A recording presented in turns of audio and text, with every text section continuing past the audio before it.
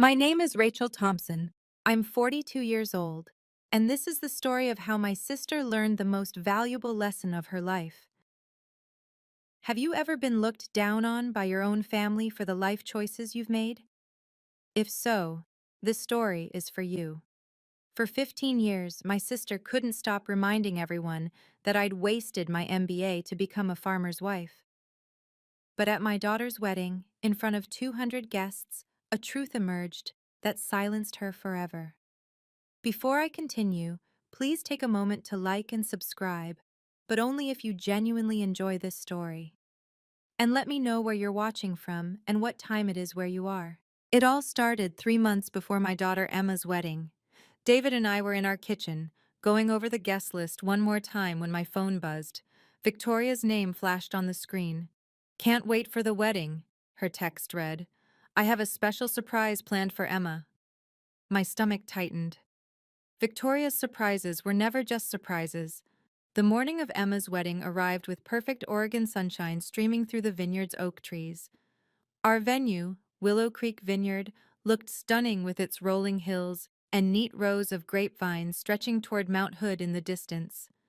White chairs arranged in perfect rows, lavender bouquets marking each aisle, everything exactly as Emma had dreamed. David squeezed my hand as we did our final walkthrough. "Stop worrying about Victoria," he said, reading my mind as always. "This is Emma's day." But at 2 p.m., an hour before the ceremony, Victoria's Tesla pulled up the gravel drive.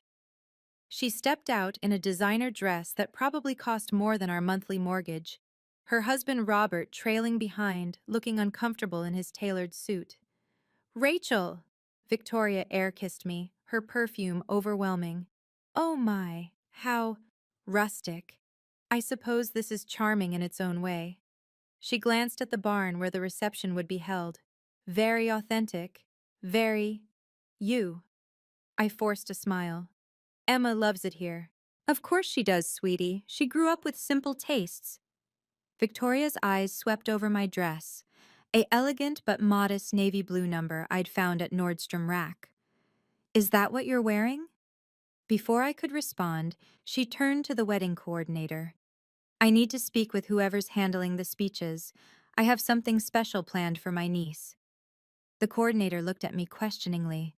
I nodded, though my chest tightened. Victoria pulled out an envelope from her purse, thick and cream-colored.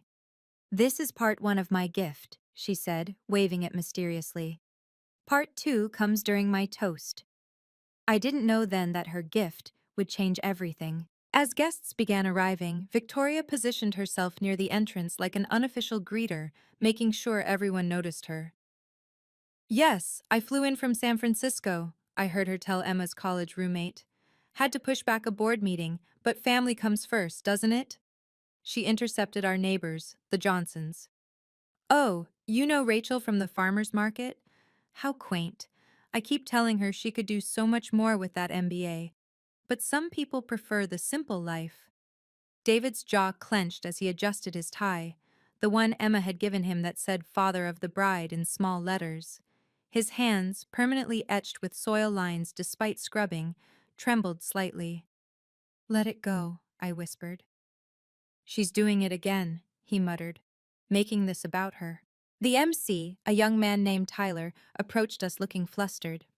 "Mrs. Thompson, your sister insists on giving a special toast. She says she's cleared it with you?"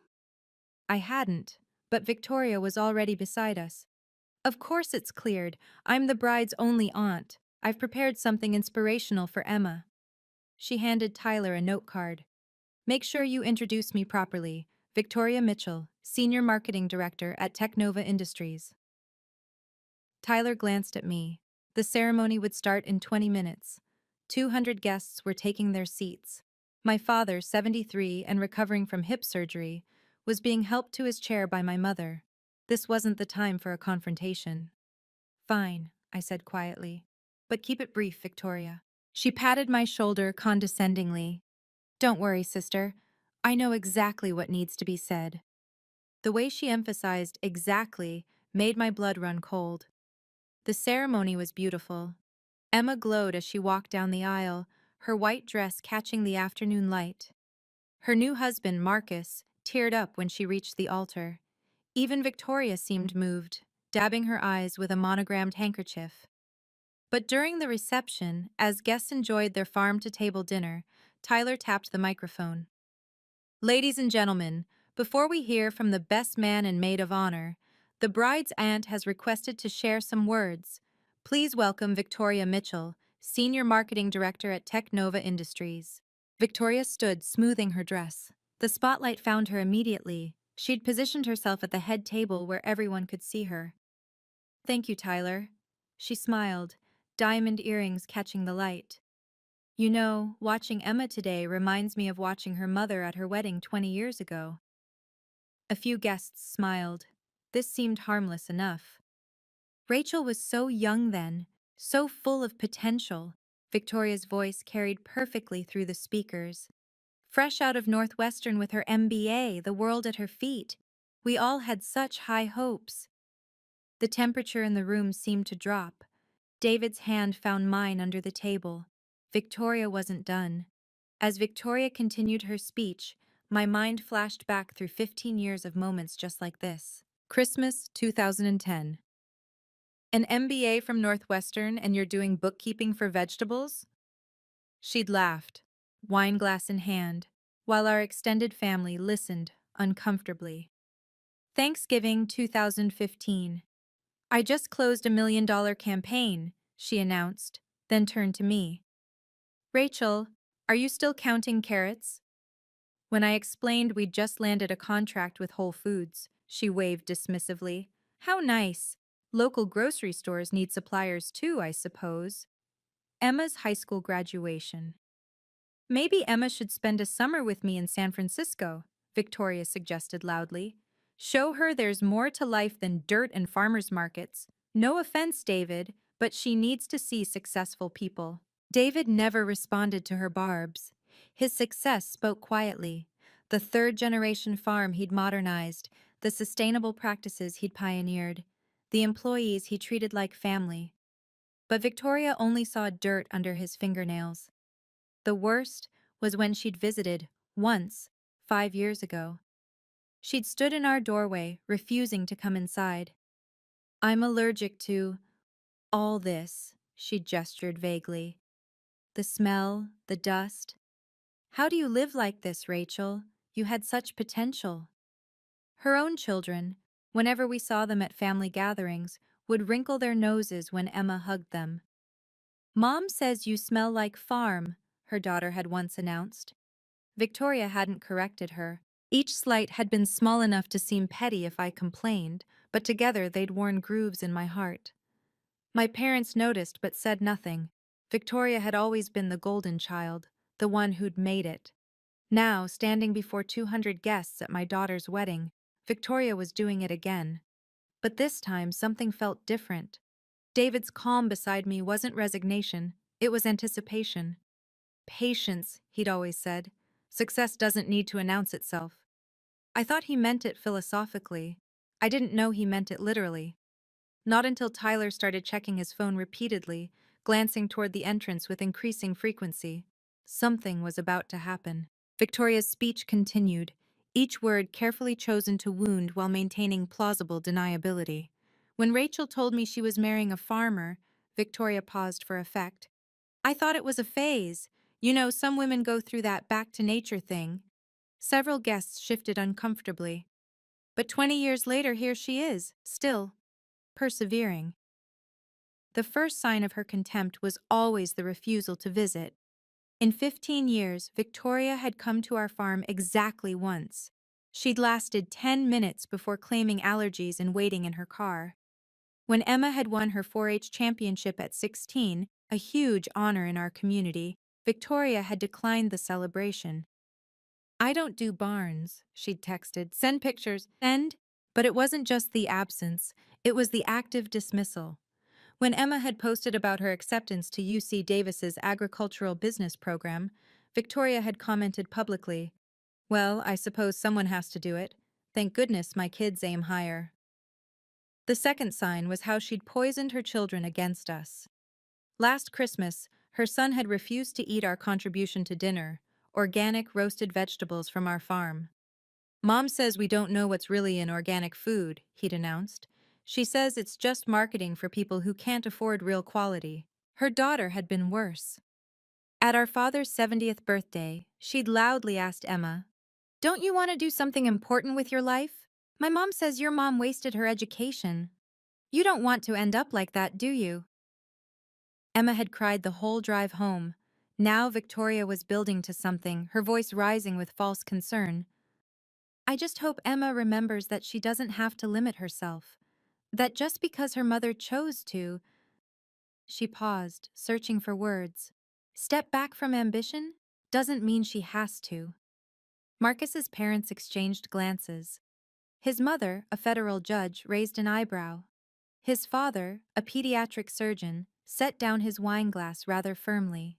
David remained perfectly still, but I noticed him check his phone. A small smile played at his lips. "Almost time," he whispered. "Time for what?" If I stayed silent now, the damage would ripple far beyond this moment. Emma's shoulders were already hunching inward, that same defensive posture she'd developed in high school when Victoria's comments had filtered through the family. She'd started lying about what her parents did, telling friends her dad was in agricultural management instead of proudly saying he was a farmer. Marcus kept glancing at her with concern. They'd fought about this before. Emma's shame about our life, her constant need to prove she was more than just a farm girl. It had taken 2 years of therapy for her to work through it, to stand tall when she talked about joining the family business after graduation. Now Victoria was undoing all of that in front of everyone who mattered to Emma. David's family sat at table 3, his brother and sister who'd stayed in farming, who'd built their own successful operations. They looked uncomfortable, embarrassed for us. His mother, 80 years old and sharp as ever, gripped her cane tighter with each word Victoria spoke. But it was my parents I worried about most. My father, who'd worked construction his whole life to put Victoria and me through college, stared at his plate. My mother had tears in her eyes. They'd always made excuses for Victoria. "She's just driven," they'd say, or "success changes people." If I let this continue, Emma would spend her honeymoon apologizing for us. She'd distance herself from the farm, from the life she actually loved. Marcus's family would always wonder what kind of people we really were. And David, patient, kind David, deserved better than to be dismissed as just a farmer at his only daughter's wedding. Victoria was still talking. "I've prepared something special to help Emma start her new life properly." That's when Tyler practically ran to the microphone. My internal battle raged as Victoria reached for the cream envelope she'd been waving around. Every instinct screamed at me to stand up, to stop this public humiliation. But wouldn't that make me the crazy sister who ruined the wedding? The one who couldn't take a joke? Victoria had perfected the art of plausible deniability, every insult wrapped in concern, every dig disguised as advice. "Before Emma opens my gift," Victoria continued, "I want her to know that success isn't about settling. It's about reaching higher than your circumstances." Your circumstances. As if our life was something to overcome. I thought about the MBA diploma hidden in my home office drawer, the one I'd never hung because Victoria had made me ashamed of what I'd done with it. The job offers I'd turned down to build something meaningful with David. The sustainable agriculture conferences where I spoke about financial planning for small farms, never mentioning them to family because Victoria would mock them. For 20 years, I'd chosen dignity over confrontation. But dignity without boundaries was just doormat behavior dressed up in nice clothes. Emma's best friend was recording the speeches. This would live forever on social media unless I acted. But how could I stop it without becoming the villain? David squeezed my hand 3 times, our old signal for trust me. Tyler was now at Victoria's elbow trying to get her attention. "Ms. Mitchell, I'm sorry, but we need to pause." "In a moment," Victoria dismissed him. "This is important. Emma, sweetie, your mother chose love over success. That's sweet. But you don't have to make the same sacrifice." The word sacrifice hung in the air like a slap. Then Tyler grabbed the microphone. Victoria wrestled the microphone back from Tyler with a laugh that didn't reach her eyes. Just one more minute, young man. This is family business. She turned back to the crowd, her smile sharp as glass. Where was I? Oh yes, Emma's future. She held up the envelope. Inside this is a check, but more importantly, a letter of introduction to my CEO. Because unlike some people, I believe in opening doors, not closing them. The emphasis on some people while looking directly at me wasn't subtle. You see, Victoria continued, her voice syrupy sweet, not everyone needs to peak at 22 with an MBA they'll never properly use. Emma, darling, you're young. You don't have to follow in your mother's footsteps. You don't have to settle for… She gestured vaguely at the barn, the vineyard, our family's table. This. Marcus's mother audibly gasped. Several phones came out, people were recording. I mean, it's admirable, really. Victoria's tone suggested it was anything but. Rachel found a simple man with simple dreams and decided that was enough. But Emma, you were raised to want more, weren't you? Even if your environment didn't always encourage it. David's brother started to stand, but his wife pulled him down. When I see David, Victoria continued, now fully performing, I see an honest, hard-working man, salt of the earth, as they say, the kind of person who keeps America fed. Important work, truly. Someone has to do it. The condescension dripped like honey from a knife. But Emma, sweetie, you have options, real options. You don't have to limit yourself to farmers markets and fruit stands. You could live in a real city, work in a real office, make real money. Emma's face had gone from red to white. Marcus held her hand tightly. So here's my gift. Victoria started to open the envelope. Tyler practically shouted into his own microphone. Ladies and gentlemen, I'm so sorry to interrupt, but we have a special announcement. The room erupted in uncomfortable whispers. 200 guests suddenly found their plates, their phones, or the ceiling fascinating, anywhere but the train wreck unfolding at the head table. At the Northwestern alumni table, my former classmates exchanged knowing looks. Dr. Patricia Chen, now a Fortune 500 CFO, shook her head slowly. She'd tried to hire me 3 times over the years, and I'd turned her down each time. I wondered if she finally understood why I'd been reluctant to enter that world. Is she drunk? I heard someone whisper. This is so inappropriate, came another voice. Poor Emma. My cousin Linda was already typing furiously on her phone, probably updating the family group chat that Victoria had removed herself from years ago, claiming she was too busy for constant notifications. But Victoria seemed oblivious to the shifting mood, or maybe she fed on it. Don't look so shocked, everyone. Sometimes truth needs to be spoken, even at celebrations. Especially at celebrations. How else will Emma know she can escape this? That's enough. David's father, William, stood up. At 75, he still commanded a room. Young lady, you're disrespecting my family. Victoria laughed. Your family? With all due respect, Mr. Thompson, your family is exactly what I'm trying to save Emma from. 3 generations of the same thing? Where's the growth? Where's the ambition? Emma was crying now, silent tears streaming down her carefully done makeup. Marcus whispered urgently in her ear, but she shook her head, frozen. My mother stood shakily. Victoria, please, this is neither the time nor… Mom, you've enabled this mediocrity for years, Victoria snapped. Always defending Rachel's choices, pretending it's noble to waste potential. The wedding photographer had stopped taking pictures. The videographer had lowered his camera. Even the catering staff stood frozen in the doorway. Tyler looked desperate. Mr. Harrison is here. But Victoria waved him off, building to her grand finale. So Emma, before you open my gift, promise me, promise us all, that you won't settle for one of the most successful agricultural operations in the Pacific Northwest? The voice boomed from the entrance. If you've ever been in a situation where someone you love has publicly humiliated you, you know the feeling of wanting the ground to swallow you whole. But sometimes, the universe has other plans. I want to know, have you ever had a moment where the truth shut down a bully? Drop a comment below and share your story. And if this story is resonating with you, please hit that like button and subscribe. It really helps other people find these stories who might need to hear them. Now, let me tell you what happened next, because this is where everything changed. 15 minutes before Victoria's speech, I'd noticed Tyler frantically checking his iPad, whispering with the catering manager. The Ritz-Carlton group is running late, I'd overheard. Mr. Harrison's flight was delayed. I hadn't thought much of it. We had several vendors attending: the florist, the photographer's assistant, the wine supplier from the vineyard. David handled those relationships.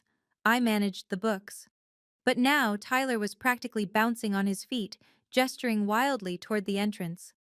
Mr. Harrison, perfect timing. Ladies and gentlemen, please welcome Mr. James Harrison, Vice President of Procurement for the Ritz-Carlton Hotel Group. Victoria's hand froze mid-gesture, the envelope still unopened. The Ritz-Carlton? She said into the microphone, then seemed to realize she was still amplified. What does that have to do with... A distinguished man in his 60s walked in, followed by two younger executives. Despite their travel-rumpled suits, they commanded immediate attention. I apologize for the interruption, Mr. Harrison said smoothly, though his eyes were fixed on Victoria with obvious disapproval. We were delayed, but we couldn't miss celebrating with the Thompson family.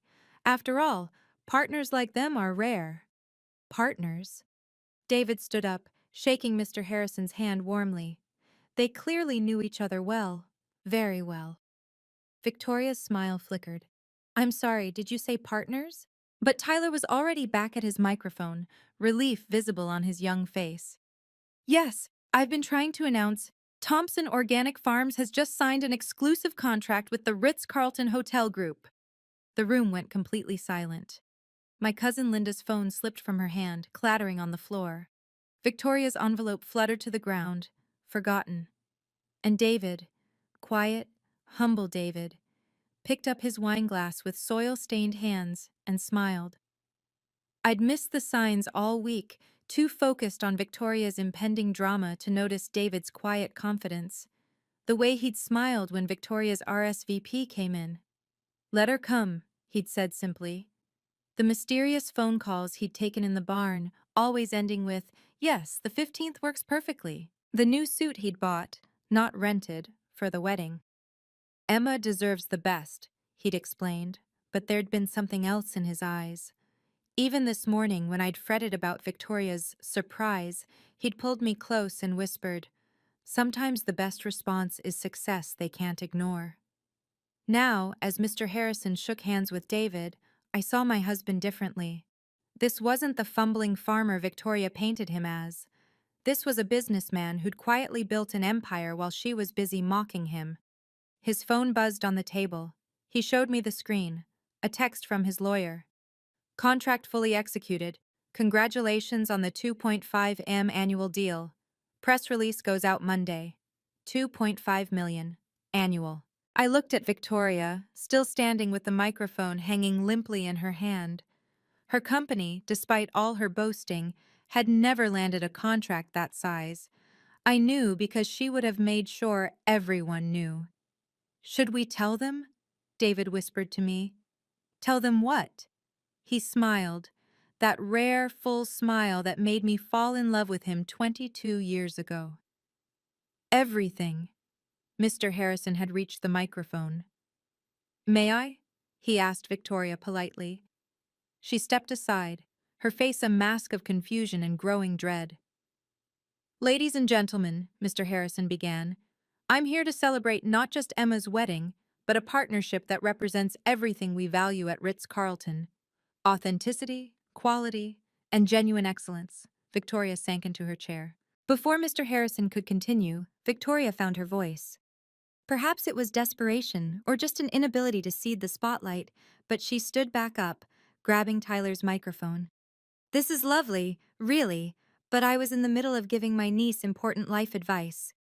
Her voice had taken on a sharp edge. Emma doesn't need to hear about vegetables on her wedding day. Vegetables? Mr. Harrison's eyebrows rose. Madam, Thompson Organic Farms provides exclusive heritage produce to 17 of our properties. Their heirloom tomatoes alone are featured in our Michelin-starred restaurants. Victoria's laugh was hollow. I'm sure that's nice, but Emma has real potential. She doesn't need to waste her life playing in dirt like her father? David's voice cut through the room. He rarely spoke at gatherings, and never to confront. Everyone turned. He stood slowly, his weathered hands flat on the table. The dirt you're so disgusted by, Victoria? It's made us millions. The farm you won't visit? It employs 43 people year-round. The life you think Emma should escape? It's putting her through college debt-free and funded this entire wedding without touching her trust fund. Trust fund? Victoria's face went white. What trust fund? The one I set up when she was 5, David said calmly. Right after we landed our first major contract. You know, back when you were still an intern, telling everyone I'd never amount to anything. The room was so quiet you could hear the vineyard's fountain outside. But please, David continued, his voice steady but firm, continue telling our daughter she should be ashamed of where she comes from. Tell her to be like you, leveraged to the hilt, 3 mortgages on a penthouse, leasing cars you can't afford, all to maintain an image. How dare you? Your husband told me, David said simply. Robert asked for financial advice last month.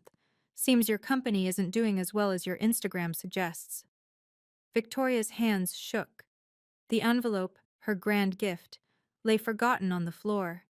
Emma stood up, her voice small but clear. Aunt Victoria, please stop.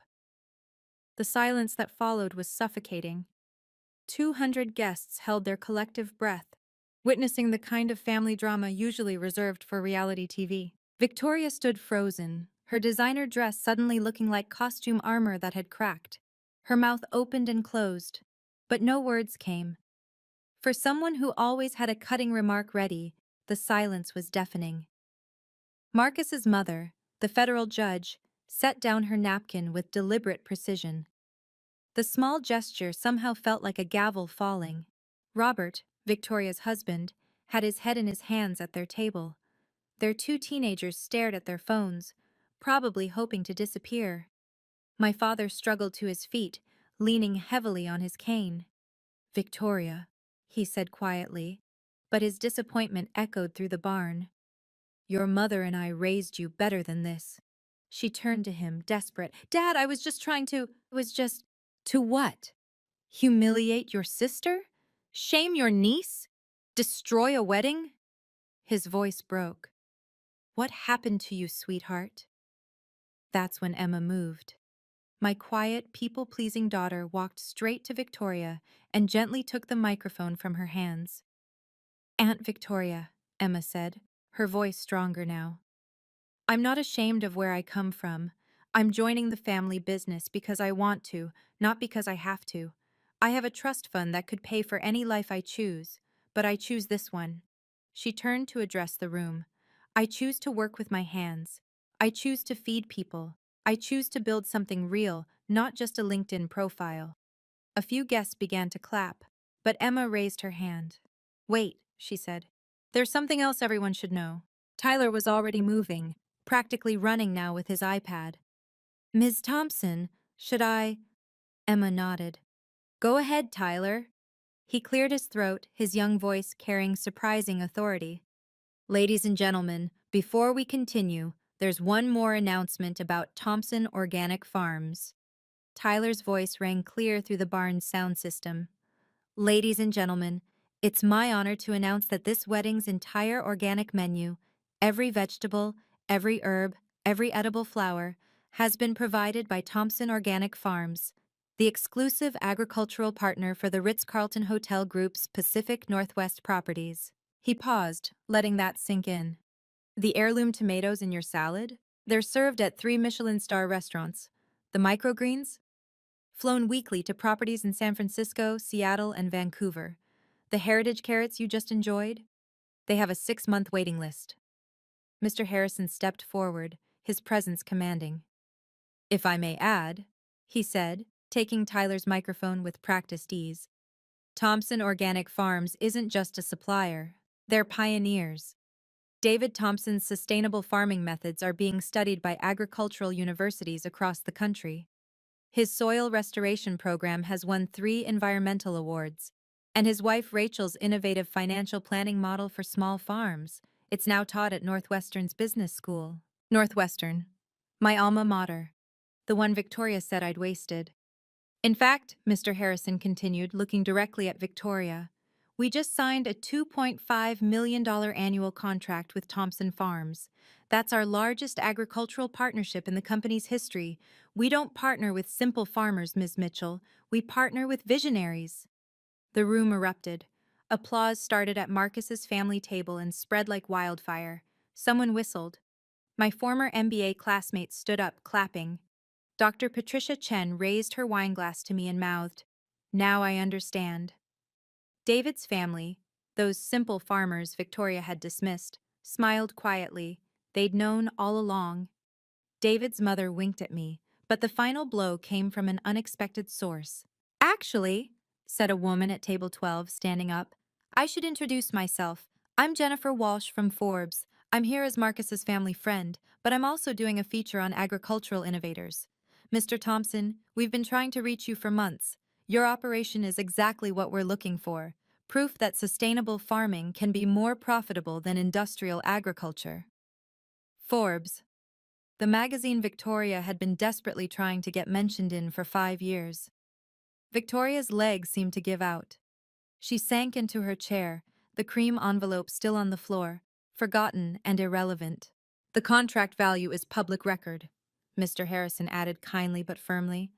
So there's no need for speculation or embellishment. Thompson Farms earned every penny through excellence, not networking parties or PowerPoint presentations. The dig at Victoria's world was subtle but unmistakable. Emma picked up the fallen envelope and handed it back to her aunt.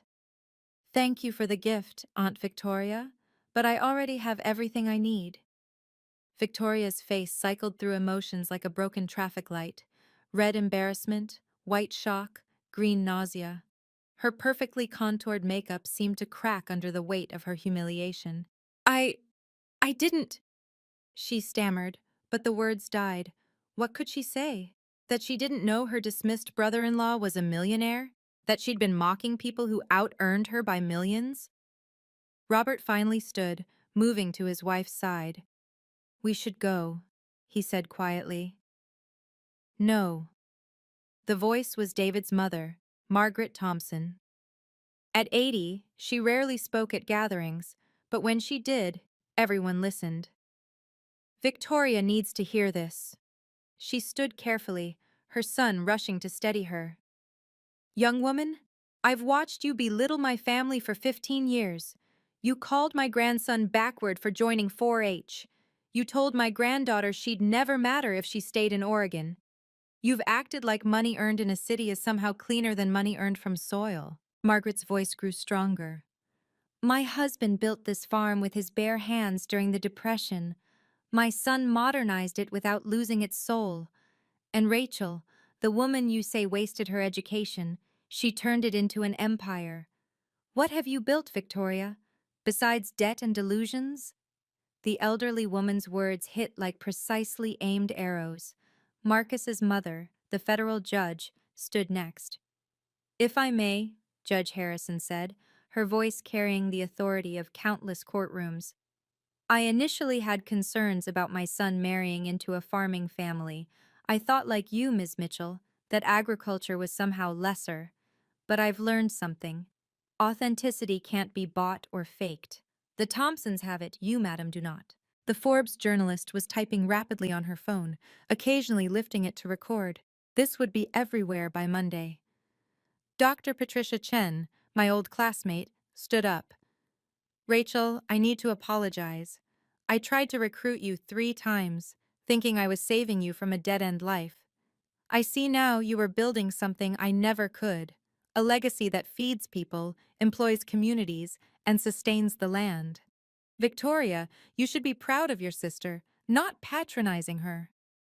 Even the catering staff began clapping. Victoria grabbed her purse with shaking hands. her designer heels clicking unsteadily as she stood. Her teenagers were already at the exit, mortified. But as she turned to leave, Emma's voice stopped her. Aunt Victoria, your check. Emma held up the envelope. I can't accept this. It comes with too many strings.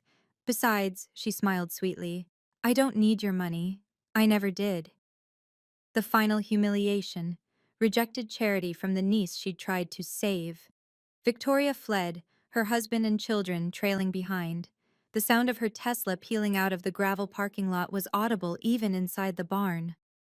That moment, watching Victoria realize she'd been the fool all along, was something I'll never forget. But the story doesn't end there. If you've ever had someone underestimate you only to later discover your true worth, type karma in the comments below. I'd love to hear your story of quiet success. And if you're finding value in this story, please remember to like and share it with someone who needs to hear that success doesn't always look like a corner office or a designer suit. Now, let me tell you what happened 2 weeks later, because that's when Victoria's carefully constructed world came crashing down. After Victoria's dramatic exit, the barn fell silent. 200 guests waited to see how we'd handle this disaster. This was my moment to gloat, to finally unleash 15 years of suppressed comebacks. Instead, I stood up slowly, taking the microphone Tyler offered. I want to apologize to all of you, I began, my voice steady. Family drama doesn't belong at a wedding. Emma and Marcus deserve better. Mom, no, Emma started, but I smiled at her. But since we're being honest, I continued, let me share something. Success isn't about what you earn or where you live. It's about being able to sleep peacefully, knowing you've built something real. It's about employees who become family, customers who become friends, and work that feeds people, literally and figuratively. I looked at the Forbes journalist. Ms. Walsh, if you want a story, here it is. American agriculture isn't dying. It's evolving. And it's being led by people like my husband, who respects tradition while embracing innovation. David stood beside me, his hand finding mine. We're not perfect, I said. We've made mistakes, taken risks that didn't pay off, had lean years where we questioned everything. But we've never had to pretend to be something we're not. We've never had to tear others down to feel tall. Mr. Harrison nodded approvingly from his table. As for my MBA, I smiled. I use it every day. I've turned a third-generation family farm into a multi-million-dollar sustainable agriculture business. I've created financial models that help small farms survive against corporate agriculture. I've consulted for farms across 3 states. That's not waste, that's purpose. I turned to Emma and Marcus. This is your day, your beginning. Don't let anyone, family or otherwise, make you feel small for choosing happiness over appearances. Then I did something that surprised even me. We're also announcing that Thompson Farms will be donating $50,000 to the Oregon Agricultural Scholarship Fund, specifically for students who've been told farming isn't a real career. The applause was deafening, but I wasn't done. And Victoria, I said, knowing she was probably still in the parking lot, when you're ready to have a real conversation without the performance, you know where to find us. We'll be in the dirt, building something that matters. Through the barn's open doors, we could still see the parking lot. Victoria's Tesla hadn't left yet. It was stopped at the exit, hazard lights blinking. Robert appeared in the doorway, his face flushed with embarrassment. He walked straight to our table, ignoring the stares of 200 guests. Rachel, David, he said quietly, I'm deeply sorry. She's not well. The company is failing. She's been hiding it for months, even from me. The house is being foreclosed.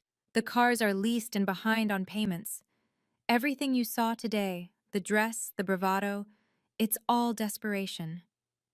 I felt no satisfaction hearing this, only sadness. She's been taking anxiety medication, Robert continued.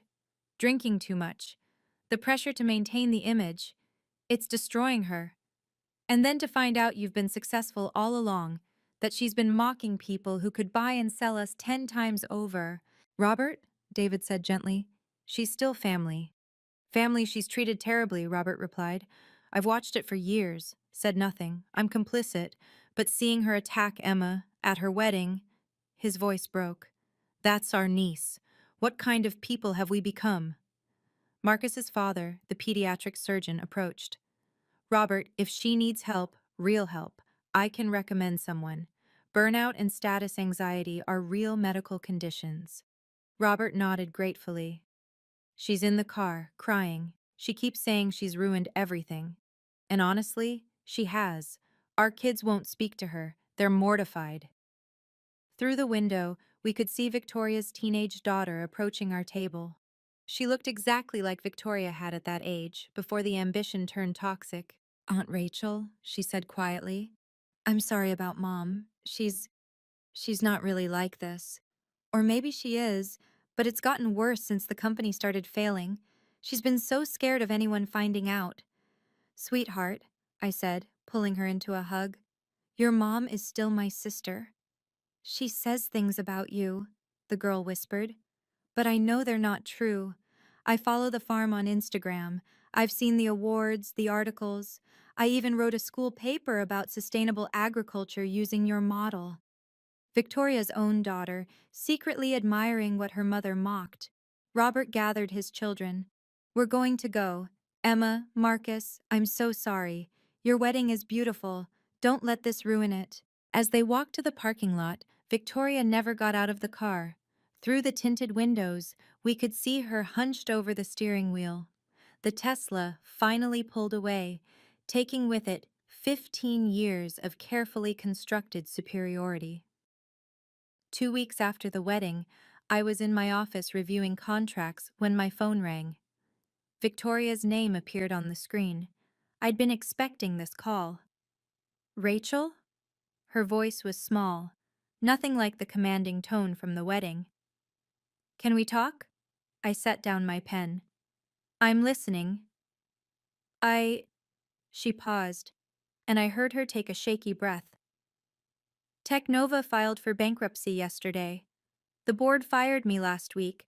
They found out I'd been inflating our numbers to investors. I could face charges. I stayed silent, letting her continue. Robert's leaving me. He says he can't watch me destroy myself anymore. The kids are staying with him. They won't even look at me.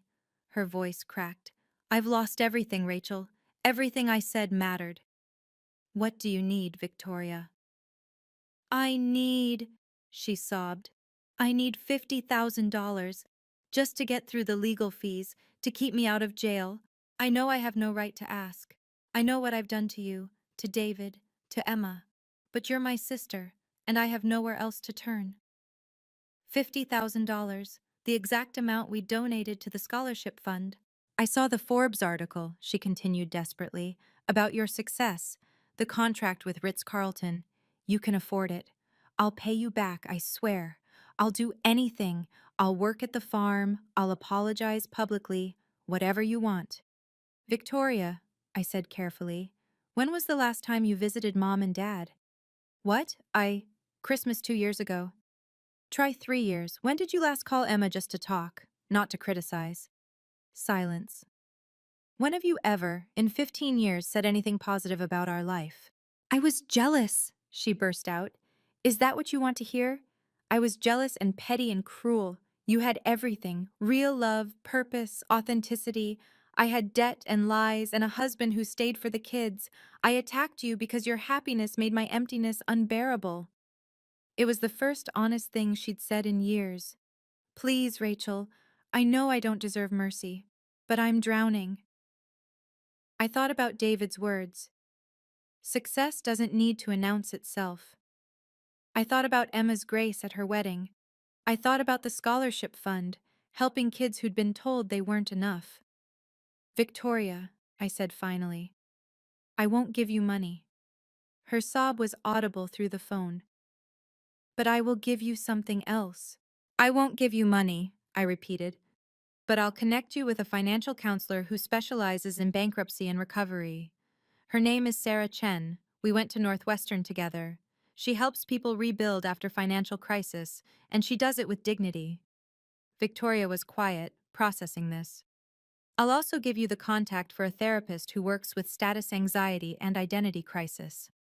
Dr. Morrison helped Emma when your comments were affecting her self-worth. He's excellent. Rachel, I need cash, not... No, Victoria. You need to rebuild your life on something real, not another bailout that lets you avoid consequences. The 50,000 would be gone in 3 months and you'd be right back here. You're punishing me.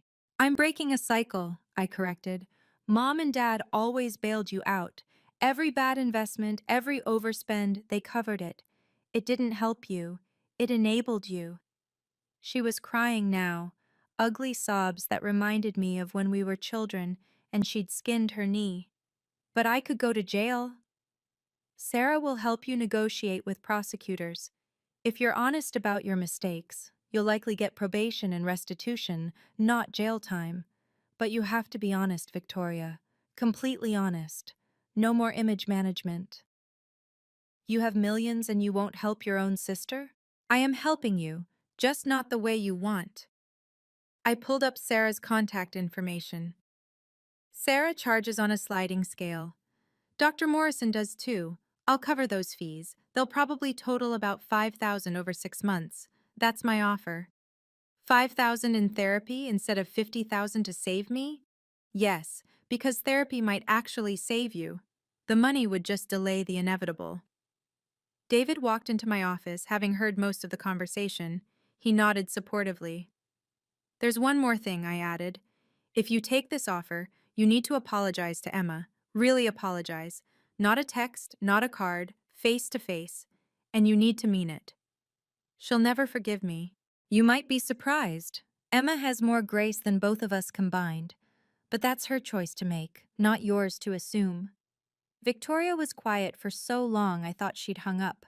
Finally, she whispered, "Send me the contacts." Victoria? What?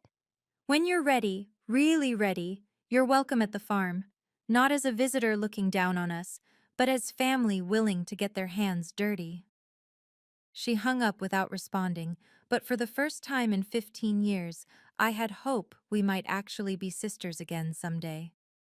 6 months have passed since that phone call. Victoria took the help I offered, the real help, not the enabling. Sarah Chen told me Victoria was the most difficult client she'd ever had, but also the most determined once she accepted reality. The therapy with Dr. Morrison uncovered what we'd all suspected. Victoria had built her entire identity on external validation. When that crumbled, she had nothing. But slowly, painfully, she's been rebuilding. She's working now, not as a senior director, but as a marketing consultant for small businesses. Her first client? A family-owned bakery in Portland. She called me crying after her first day, saying, "They were so grateful for my help, actually grateful, not just impressed." Emma met with her last month. I didn't push, didn't arrange it. Emma chose to reach out after Victoria sent a genuine 3-page handwritten apology. They met for coffee, just an hour, but Emma said it was the first real conversation they'd ever had. She asked about my work at the farm, Emma told me afterward. Like, really asked. Wanted to understand our crop rotation, our sustainability practices. She even took notes. The boundaries I set weren't cruel. They were necessary. Love doesn't mean accepting toxic behavior. Family doesn't mean enabling destruction. Sometimes the kindest thing you can do is refuse to participate in someone's self-destruction. David and I have expanded the scholarship fund. We now sponsor 5 students annually, specifically those from families where their career choices aren't understood or valued. Each one reminds me that success isn't about the height of your building, but the depth of your roots. Victoria hasn't visited the farm yet. She's not ready, and neither are we. Trust takes time to rebuild, and some wounds need space to heal properly. But she sends Emma agricultural articles now, with notes like, "Thought this might interest you," instead of, "You should do this." Robert didn't leave her, despite his threat. They're in counseling, selling the penthouse, moving to a modest apartment. Their kids are slowly warming back up to her, especially after she admitted her mistakes to them directly. The wedding video went viral. Someone had live streamed the whole confrontation.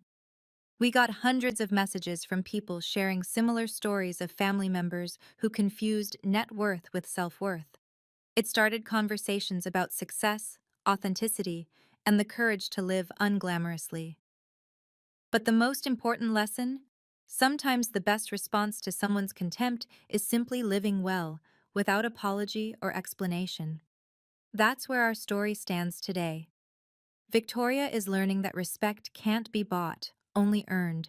She texts me sometimes, not to brag or criticize, but to share small victories, a client's success, a therapy breakthrough, a genuine moment with her kids. Last week, she sent a photo from a farmer's market. Bought organic tomatoes, she wrote. Thought of you. It wasn't much, but it was honest. The farm continues to thrive. We're expanding to supply Ritz-Carlton properties nationwide. Emma's working on a sustainable agriculture program for young farmers. David still has dirt under his fingernails, and I still wouldn't have it any other way. Success, I've learned, isn't about proving others wrong. It's about proving yourself right. It's about building something that matters, even if others can't see its value. It's about choosing authenticity over appearance every single time. And sometimes, just sometimes, the universe provides a moment of perfect clarity where truth stands up in front of everyone and refuses to be ignored. That moment at Emma's wedding wasn't about revenge. It was about revelation. And in the end, it might have saved my sister's life. Thank you for staying with me through this story. If you've ever had to set boundaries with toxic family members, I'd love to hear how you did it. Was I too harsh with Victoria? Not harsh enough? Leave a comment below and let me know. If this story resonated with you, please like and subscribe. Share it with someone who needs to hear that their worth isn't determined by someone else's narrow definition of success. What's your definition of real success? I'm genuinely curious to know. Drop your thoughts in the comments. Until next time, remember, your value doesn't decrease based on someone's inability to see your worth.